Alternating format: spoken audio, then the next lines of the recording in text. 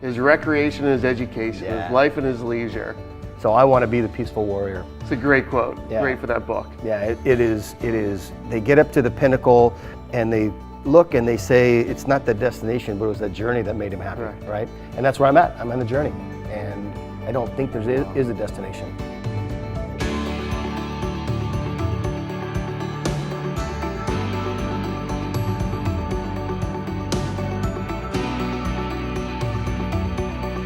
All right, folks, welcome back to the Fireside Chats. Today in the room, we've got Scott DeLong, the guru of facilitation, trust, managing, and helping guide me and help build this company. And Wow. he's been coaching me on and off for over like 5 or 7 years. We worked in EO together. We were in the same forum. This guy is amazing. And it's a huge opportunity we have today to actually learn from him and what makes him so productive. Like, this is one of the most productive individuals I've ever met. The guy he's like a one-man show and a one-man band that just is constantly making all these different areas of his life happen on a consistent basis. He's built great companies. His cabin in the mountains was massive. And he's just been very successful, built a great family, has just done a lot of cool things. He's now facilitating retreats in Big Bear and Costa Rica and working with companies on coaching them right now. He's just doing some really neat stuff. And he's actually finishing his PhD at Chapman University on trust and leadership. Yeah, it's in leadership. So Scott, thank you for coming. I appreciate it. And being a part of this. The first question I have for you and the audience, and we can actually use this camera too for you, is, Scott, why are you so much more productive than most people I've ever met? Like, I mean, you're just one of those people that just is able to literally be super productive and just accomplish just a lot of your life. You know what I mean? Yeah, so I just don't look at it like that, right? I just do stuff. I just do with the next thing that's in front of me and what I need to get done at that time. And I hate being bored. I hate it. I like staying busy. Now, does that mean I get to sleep? No, I don't sleep very much. But the fact of the matter is, I like getting things done. You don't really need a lot of sleep. I mean, I would probably look better, feel better, all that if I got more sleep, Yeah. certainly. My health is one of the things that has taken a back street, right? To being able to get all these things done. But it's not a super strength at all. It's just what I do, right? Yeah. For instance, for you, comparisons between the two of us, right? You have things going on for you that I don't have, is why I want to hang out with you. Yeah. The creativity piece. I'll never get that. I have never had an original thought in my life. What I'm good at, though, is making other people's thoughts better. I can make them work. I can implement them. That's awesome. So it's just what I do. There's no magic to it. It's my thing. You've got your thing. This enthusiasm piece that you do, and one of the other things, and really the reason I want to hang out with you, is learning one of the things that you have way better than most people, and that's humility. That's one of the tenets of this building trust piece that I talk about. Humility is crucial. I mean, it's just part of the whole thing, I don't know, I just feel like my dad, I got lucky, folks. I grew up with a dad who was like incredibly smart, incredibly just humble, didn't see the value in himself though. Like, that's one of the things, like, Zach and I grew up around where my dad didn't see the value in himself, but he saw the value in the information and the knowledge. And so even coming over that and stepping more into, like, even now, like, how can I impact more lives? How can I trust myself more and the giftings I have to try to impact more lives, you know? But I mean, also too, I don't think highly of myself. I could drive a minivan around all day and not even think twice about it. Yeah. Like, I love it. Like, if I could ride an old beat up surfboard and just have a great time. And I think that's one of the things that just, we don't need to like puff ourselves up. There's too many people in society right now puffing themselves up and aren't getting real results in their life. They're taking fake pictures with fake Lamborghinis. They're hyping their companies up. They're creating all this hype around things and not getting real results in all their areas. It's got one thing you've got is like you're actually getting real results. Like, you've got the house, the wife, the kids, you've got the family pictures, you've actually gone on the trips, you've actually built the companies, you've actually had great employees, you've actually have built this amazing life. So what was your life like? What were some of the skill sets you used to kind of to keep all this together over many, literally decades? I'm not trying to pick on you and say you're old at this point, Scott. Well, you know, I've got a few decades. But you've done it. You've lived this amazing life. So what are the things that helped you hold it all together literally year after year after year. And what did the skill? How did your life look? How did that process look when you were doing all this over many years? So my answer to that is the same way that I try to work with people in their businesses, is that I have a vision. I have a point in the horizon, a place that I'm trying to get to, and I've always known where I was going to go. So I grew up lower middle class, and was really, as I was growing up, I was really kind of ashamed of my background, right? My dad didn't drive, he didn't push, he didn't all that. Come to find out that that man had skills that I'm still trying to learn, right? The things that made him strong are not the things that I tried to do when I was young. I tried to build and grow and do things and acquire things and all of that. And come to find out, that's not really what I wanted. About 8 years ago, came to a realization in my life. It's when I went back to school, started going back to school. I also had a couple other things that happened around the same time. I've got a son who's on the streets. He's an addict. So we started going to Al-Anon and R-Anon meetings. EO happened in my life about the same time. So between this convergence of school and this Nar-Anon process and EO, it lit up this other thing in my life that made me realize who I wanted to be. What was that? I actually saw a picture, and the picture hasn't changed much. What I saw was, it was an old man sitting on a porch. I get emotional on this, so sorry. Okay. And sitting in a rocking chair. Let it go, man. This is where the passion comes from. This is the calling that's coming out of you right now. Yeah. So this old man was sitting in a rocking chair. I couldn't tell how old he was. So that told me that there's not an end date to this. I just got to keep going. But he was sitting on his porch, and it was filled with people. Kids, little kids, older folks, and they were all just there. They were all just being present. And they weren't there because of the man wasn't giving out money or candy or all the things that I used to do. Here, I can provide this for you, right? But they were there because they wanted to be. Yeah. So for the past 8 years, I've been working on becoming that old man. So what have you been doing specifically to shift? And what was the skill set your dad had that you wanted, that you appreciate so much now? Just reaching out to people, right? Recognizing that the people. I remember a time I was sitting, I'm probably 8 or 9 years old. We were sitting at a diner, just having breakfast one morning. He had to work 6 days a week because he didn't get paid very much, so he was working 6 days a week. I go in with him on Saturdays, and he went and took breakfast. And he just started talking to the people next to him. Same kind of things you do, right? Just started talking to people next to him, and I was like embarrassed. Like, oh, God, these are strangers. What are you doing this for? Yeah. So I'm using that as kind of the image for part of this old man sitting on the porch, right? To be around people that want to be there, and reaching out to people a little bit differently than I used to. This humility piece that you talked about is actually one of the 3 tenets of what I believe is the way to build trust. And trust is what I'm working on my PhD, my doctorate on. My dissertation is going to be on that. Humility is a cornerstone. Empathy is another, and probably the one that I think is the most important is vulnerability.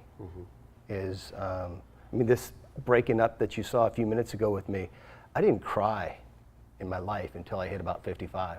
Wow. Didn't cry once. I remember as a kid, my grandfather died, man I really loved.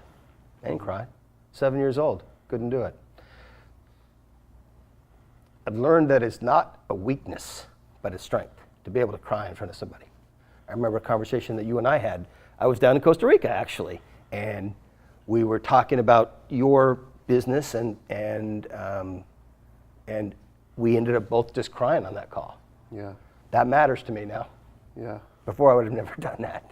I would have been embarrassed, right? But it's okay to let the emotions out. This is what fuels us. This gives us the passion. This is what...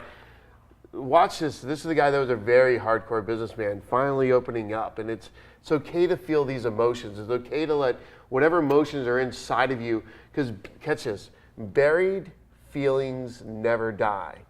And if you don't get them out of there, the positive ones, the negative ones, you're not going to access the power that these emotions bring to you. These emotions will charge you. It's part of whatever's lighting up inside of you, whatever these tears are going, Think of that as helping find your destiny, find your passion, find your purpose. If these are the emotions rising up, these are the ones you need to take action on. These are the ones that you need to find the saying, oh my God, these things are showing up. This is the path I need to take in my life. And catch this, when these things open up, you're like, okay, the blinders will be coming off. The film that's been guarding your life will be coming off. And you'll be able to say, oh yes, this is where I need to go with my life. It's even why we're doing these shows now, so we can share these stories and help you guys out there find, follow, and finish your course of destiny. So Scott, how is that now translating to your map of the world now moving forward? Like, what do you want to do, and how's this all happening? Like, you're starting to create this picture and put this picture together one layer at a time for the next couple decades. What does that look like to you now? Yeah, I don't know that there is a finish. You use the word to finish this, and I thought that, right? Once I create this picture, this image, this old man sitting on the porch, and these people just wanted to be there. Yeah. I don't think I'm finished then. I think my vision then changes and it becomes the next thing, right? I don't ever want to get complacent. I don't ever want to be. I am very happy, no question about that, and that's a cool part. But I saw a show last night that was it was called The Peaceful Warrior, and if you ever read the book. Oh yeah, it's great. But it was on Netflix, so I watched it. And Master of the Art of Living makes little distinction between his work and his play, his recreation and his education, his life and his leisure. So I want to be the peaceful warrior. It's a great quote. Yeah. Great for that book. Yeah, it is. They get up to the pinnacle and they look and they say it's not the destination, but it was the journey that made him happy, right? And that's where I'm at. I'm on the journey, and I don't think there is a destination. I think there's accomplishments along the way. I mean, there are certain things that we're going to be doing and finishing tasks, right? Building this business or doing this with that individual or going to those directions. Great, those can be finished, but those are just part of the journey, and the journey's not going to end. So if you were to share today, like, one thing that you could share with the audience that you would like pour into them right now that's coming out of your heart, that if you could give guidance, wisdom, that can impact their lives going forward in any area specifically that's showing up today, what would that be, Scott? I'd love for you to share today. So I think authenticity is the key, right? Being who you are, being true to who you are, and being consistent with that. I believe in consistency and persistence. So whether that's in marketing or whether that's in marriage and whether that's in raising kids, whether that's in building friendships or other relationships, being consistent and persistent, being authentic. If I say I'm going to do something, I do it. If I tell people that this is who I am, then I need to act like that. I need to be consistent, and I have to continue on the same path. My core values haven't changed. They haven't changed. I am very consistent on what those are. Those aren't going to change either. They are core. They are in me, and the authenticity, I need to live those every day. So where did these core values come from? Why do you think they transpired in your life, and where did they come from? And how did you even identify them even? I gotta believe it all comes from childhood. It all comes from how you're raised and who brought you up and the trials and tribulations that you've had along the way.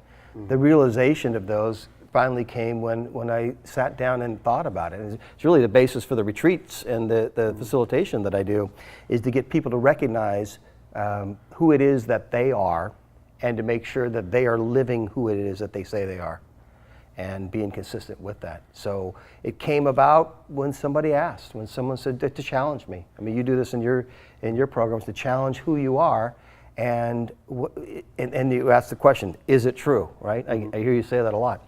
Is it true? So if I say one of my core values is honesty/integrity, is it true? And I have to live up to that. Yeah. That's my mission, is to live up to my values. And that honesty, integrity is one of the keys. I think courage is another one. I'm just not afraid. You say, why do you do stuff? I just do it. You're definitely not afraid. I am just not afraid. I've seen you like a bull in a china shop just make stuff happen. Like, I mean, anything. Like, whatever you set your mind, you made a one-day entire conference with like 20 speakers happen, like like by yourself with no help. I mean, like everything is just like bam, bam, bam. It's amazing. Well, you say no help, but I reach out and I grab help when I need it, right? Yeah. For instance, on some of those, you provided 2 of those speakers for me. Yes. Right? We had 20 speakers, fine. Yeah. But I grabbed you for a couple, I grabbed somebody else for a couple, my own network for a couple, and it just starts building and building. And getting things done is a matter of having a plan, knowing where you want to be, what is the end result. So back to my vision piece, right? So Stephen Covey talks about begin with the end in mind. And I'm a big believer of that. Yeah. I know where I want to go. I don't just start walking. I know where I want to go, and that's how I get there. Yeah. And you know what? The wind's going to blow. It's going to blow me off course. Something's going to happen to change what my plan was. I'm okay with that. But if I keep my eye on the horizon and I keep that point in the horizon that I want to reach to, I can course correct from that change. I got moved from here to over here because something catastrophic happened. That's okay. I'm still going over there. Yes. I'm not going to just veer off because I got pushed that way. I'm going back to where I started. Yes. And that's how I 20, believe I Scott, get things done. 50 by 20. 50 by 20. And no matter how off course we get, whatever that goal is, whatever that vision is, we set it in our mind because there's something inside of us that rises up. There's something inside of you that's like a clear vision that says, I want to do this, I want to accomplish this. But so many of us get the vision and then we just never do anything with it. We stop. We start to say, oh, that's not going to work. That's not possible. Or our own mind or the people around us pull us down or hold us back, or people stop pushing us forward because you've got to choose what your vision is. You've got to choose where you're willing to spend the time, money, energy, or all your resources to accomplish that which you want, or it will not happen. And I need all of you out there to catch this today that, man, what Scott just said about setting the course, setting that end target in mind, stuff's going to go all over the place. But just like Everest, people set a goal for the top of Everest. And people kept trying and trying and trying and going to the top and going to the top and failing over and over again. But the mountain didn't get any bigger, but they did. And so will you if you keep going after the goal. So Scott, what else would you like to share today about like some of the coaching, facilitating you're actually doing now? And well, I guess that's one thing, right? So I've owned and ran businesses before, and one of the things that I like to tell people is that I suck running my own business. I'm really not very good at it. I think I can. I keep driving, I keep pushing, but I don't create the culture that I was looking for myself because I'm pushing people. So one of the things that led me into this, not so much coaching, but the facilitation work that I do, is to recognize that I'm really good at it doing it for you or doing it for somebody else, and I'm really bad at it for myself. And why? Because I'm emotionally invested. Right? 100%. As a facilitator, I'm not. Correct. As a facilitator, I'm emotionally invested in letting you get the best out of you. Correct. And not worrying about where my ego is and all of that. So one of the things that I'd like to recommend to business owners is to find somebody that can do that for you. It doesn't have to be 100%. me, but find somebody that can take your team, change the power dynamics, right? So if you had your group together, I'll give you an example here on how this works. If we're gonna have a brainstorming session and for Troy's company, and they're deciding, let's work about what's our logo gonna look like and what colors we're gonna use. And the vice president over here says green, and another vice president says yellow, and another one says orange, and Troy says blue. These guys start talking about shades of blue because they're anchoring on what the boss wants. Oh, it must be what he wants, right? The difference between you running your own meeting and having somebody else come in and run it for you is that the power changes. Yes. The facilitator frame changes. lowers your power because he Correct. takes that, he or she Correct. takes that on, and we can now say, great, blue's a cool color, but what about this orange thing? What shades of orange do you think what are you talking about? Why is that, right? And this really what we do is we get to the why, right? Without asking why. Because why is the most powerful question you can ask, but when you do it, it sounds accusatory. So I teach people how to get to the why without asking why. There's books that talk about five layers of why and all that. I don't ask why. I get to it, but I do it with other techniques. I get people to tell a story. If you get them to tell their story, you'll get to their why. And Figure out what their frame is, what they're thinking about, what their frontier is. Yeah. What they're seeing, what are the facts that they are, what are their feelings, and how do they all mix together? Because look what happens here. Yeah. So if I ask you to tell me a story, you will tell me that story. If I ask you, why did you wear that coat? It sounds like, why are you so dumb? Why would you possibly do that? Why does not sound good, but that's what we want to get to. Yeah. So tell me about that coat. And you say, oh, I like the blue, I like the lapels, It I was like a that. Men's Warehouse. Yeah, there you go. Rather than, why would you wear that? Yeah. Right? Because that's how it's going to sound. And Yes. communication is not what I say, but it's what you hear. Yes. And there is no way to ask why in a positive manner. No, it becomes, you're right. It does become accusatory. It's Yeah, pretty it funny. really does. It really does. Yeah, and being a great facilitator is a really tough thing because you got to be the one that asks the right questions at the right time and literally leads a group of people and, catch this, to get to the end in mind. And so that's where Scott's great. So if anybody out there would love to connect with Scott, I think there's leadtogoals.com, Yep. right? You can also look up Scott DeLong on Facebook and LinkedIn as well. Mm-hmm. And how else would they contact you, Scott? Is there anything else? Yeah, those are the primary ways. Those are I mean, ones. certainly you can just hit me up on my email with the Scott at Lead. Where are the Lead to Goals. Gold shows at? Where are those at? The podcasts you've created? So we've got podcasts, we have blogs, we have other video content, right? We have a category we call FYI, which is for your information. And then we have something we do a postcast, which is very similar to this. So we do a podcast, it lasts about a half an hour, and then I wait for one last question and we put that on video and got some great There's great some great interviews. entrepreneurs. Like if you get a chance to watch any of the stuff by Lead to Gold that Scott's put together, go out there and find it. And it's on leadtogoals.com. They can find it from there. Leadtogoals.com. It's also in the Apple Store and all the other places that you would normally see the social media stuff. So Scott, thank you for coming. And folks, thank you for watching. And go back through this content again and catch what Scott's saying about trust, finding your goals, being vulnerable. These are all traits of great leadership that'll impact your life. And no matter what you're doing, in your family life, in your personal life, in your relationships, if you're running your own company or working in a company, these things all matter because they make you a more dynamic person that will impact not only your life, but the lives of those around you. So Scott, thank you so much for joining us today. I appreciate you being a part of this. And folks, thank you for watching the Fireside Chats, and we'll see you next time. All right, thank you, Troy.